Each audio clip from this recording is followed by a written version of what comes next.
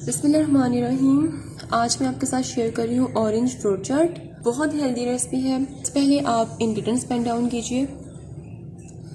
बंद गोभी आधा कप, 6 अदद केले,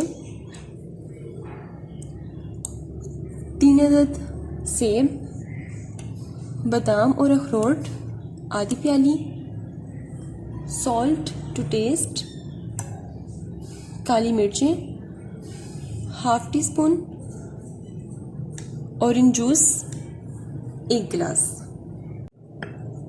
अब एक बाउल में फ्रूट्स ऐड करते जाएं। केले ऐड करें,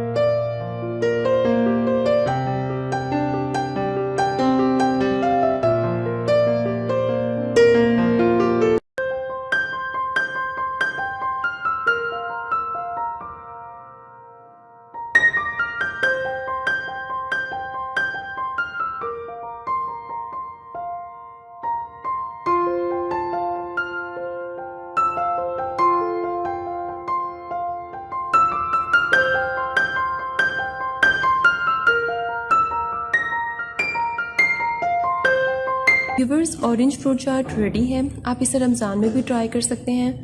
बहुत हेल्दी है, आप इसे ट्राई करें। मेरे चैनल को लाइक करें, सब्सक्राइब करें, शेयर करें और सबसे इम्पोर्टेंट चीज़, मुझे अपनी दुआओं में याद रखें। स्टे ट्यून्ड एंड अल्लाह हाफिज़।